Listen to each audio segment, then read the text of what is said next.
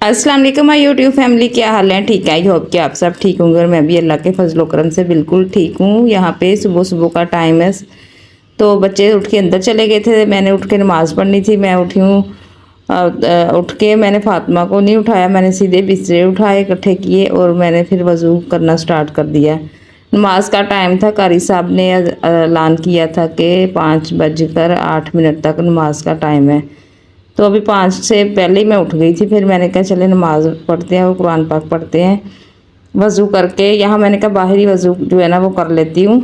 बच्चे जो है ना सुबह सुबह ही उठ के अंदर जाना शुरू हो जाते हैं। उनको मक्खियाँ, जब वो मक्खियाँ ऊपर बैठती हैं ना तो वो कहते हैं हमें नींद नहीं आती। फिर वो उठ के ना अंदर जा चले गए थे और मैं सबकी ना जैसे जैसे उठ के जाते हैं ना, मैं उठूँ तो मैं चारपाइयाँ खड़ी करती रहती हूँ, क्योंकि मुझे ज़्यादा बखेरा जो है ना सही नहीं लगता।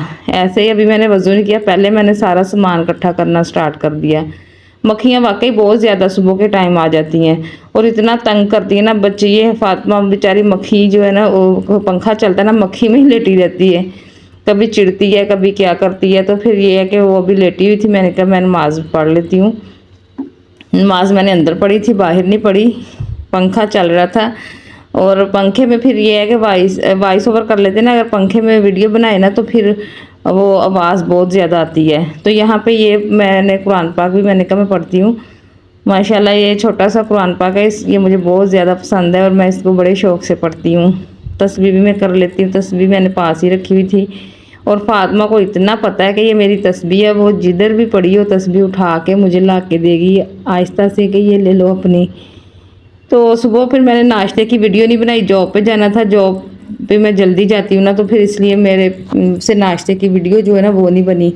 बनाए तो मैंने पराठे और चाय थी, जो बच्चे पसंद करते हैं। ब्रेड वगैरह जो है ना, जिस दिन आए फिर वो उस दिन वो पराठा नहीं खाते। ये मैंने बनाने थे चना और चिकन वाला पुलाव।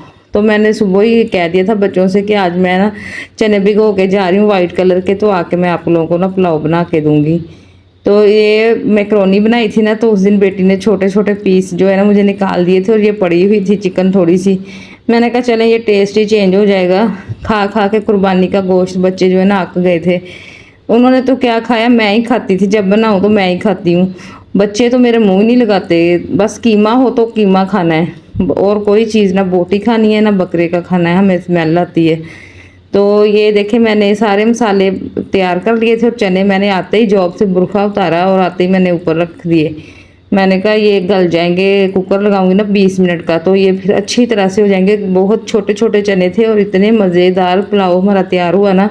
ये बिल्कुल जो छोटे चने होते हैं ना वो थे, एक तो मोटे होते हैं एक दरमियाने होते हैं। ये बिल्कुल पता नहीं इसको क्या कहते हैं, काबली चने कहते हैं।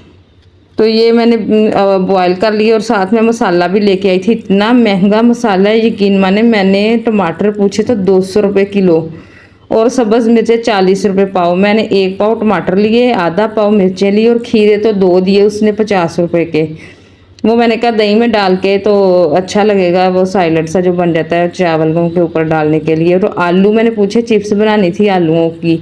आलू 140 रुपये और 100 रुपये वाले। वैसे मैं 100 रुपये वाले ही लेके आती हूँ, वो फीके ही होते हैं आलू, थोड़ा सा नमक लगा के रखते तो पानी निकल जाता है और वो भी सही इस्तेमाल के लिए हैं।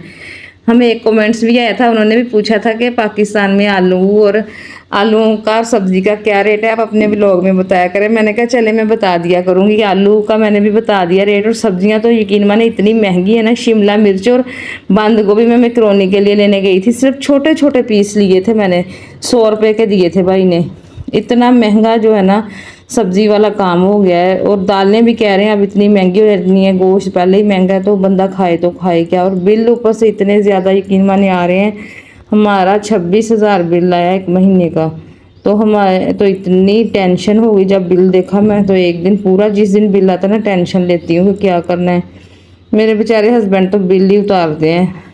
30,000 के उन्होंने बिल इस महीने में पे किए हैं। और जो बंदा 30-40 हज़ार बिल पे करे तो उसका आप बोलें, आप सोचें कि उसका क्या हाल होगा। बोले कह दिया, सॉरी कहना था, सोचें उस बंदे का क्या हाल होगा जो 50-60-70 हज़ार रुपया बिल पे करेगा। तो वो तो बेचारा टेंशन से वैसे ही बीमार हो जाएगा। और गर्मी इतनी ज़्यादा है ना, पंखे के बगैर तो रहा ही नहीं जाता। पंखा एक नहीं, दो दो तीन तीन चलते हैं। फिर जब अभी तो मैं सारा दिन बत्तियां बंद, लाइटें पंखे बंद। शाम में हमारे घर ऐसे होता है जैसे मैं इतनी लाइटें बंद करती हूँ, लेकिन बच्चे जो है ना वो नहीं करते। उनको मैं कहती हूँ कि आप लोगों को हमारा एहसास ही नहीं है कि कितना बिल आना है। तो फिर हमारी तो गली में सब लोगों ने सोलर जो है ना वो लगवा लिया है, तो हमारा भी दिल करता है सोलर ही लगवा लें। चले कम से कम बंदा सारा दिन जो है ना वो सुकून से रहेगा, रात को चलो बंदा वापटा पे कर लेता है। हम मेरी फ्रेंड्स हैं उन्होंने भी ऐसे ही किया है, उन्होंने भी सोलर लगवा लिया है और उन्होंने ऐसे किया है सुबह से लेके शाम 5-6 बजे तक चलता है। फिर उन्होंने बैटरियाँ नहीं रखी, वैसे यही सिस्टम ठीक है। उनका सारा घर जो है ना वो फिर सोलर पे ही चलता है। तो अल्लाह हिम्मत देगा, हम भी लगवाएंगे इंशाल्लाह ज़रूर। मुझे भी बहुत ज़्यादा सोच आती है कि मैं भी ये सोलर वाला काम जो है ना हम लोग कर लें। इतनी चीज़ें महंगी हैं, इतनी महंगी हैं, कोई चीज़ जो है ना वो सस्ती नहीं है, सिर्फ बंदा ही सस्ता रह गया अब तो। ये देखें चावल इतने लंबे मैं लेके आई थी, ये 300 रुपये किलो थे। शुक्र है चावल जो है ना 400 से नीचे आए हैं, 300 आ गए हैं, 350, 400 मुख्तलिफ़ किस्म के ना, 260 पे भी हैं, 230 पे भी टोटा आ जाता है। तो मैं 300 वाले लेके आई थी, ये बड़े ही मज़ेदार बने थे। आज मैंने मिर्चें इतनी कम डाली ना, मेरे हस्बैंड को मिर्चें नहीं पसंद, उनको मैदे का मसला है, तो मेरे से इतनी ज़्यादा डाल जाती है। आज मैंने सोच के थोड़ी सी डाली बिल्कुल, मैंने कहा फिर वो फ़ायदा क्या जो बंदा ही ना खाए घर में खाना, फिर रोटी बनानी पड़ती है, अलग से अंडा बनाना पड़ता है। तो मैंने आज कहा नहीं मैं कम डाल लूँगी, जिसने तेज़ डालनी है ना वो उस रायते में डाल ले और ऊपर डाल ले। तो फिर ये है कि मुनासिब भी पड़ गई थी मिर्चें। और यहाँ पे पक रहा है हमारा पुलाव, चना और चिकन पुलाव। दही भी ये देखिए मैं 1 पाव सिर्फ लेके आई थी दही। रात को मैंने दूध वाले से कहा कि हमें दूध एक्स्ट्रा दे के जाएँ 1 किलो, तो वो कह रहे बाजी हम पूरा ही लेके आते हैं, नहीं ज़्यादा लेके आते।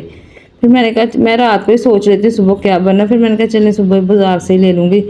तो ये देखें थोड़ा ही सही मैं लेके आई थी और ये हमारा माशाल्लाह एक टाइम में पूरा होगा था। और बेटी ने सलाद जो है ना वो काट लिया था, साथ में वो आगे प्लेट पड़ी हुई है उसने सजा भी दी थी और ये भी उसी ने मुझे काट के दिया था।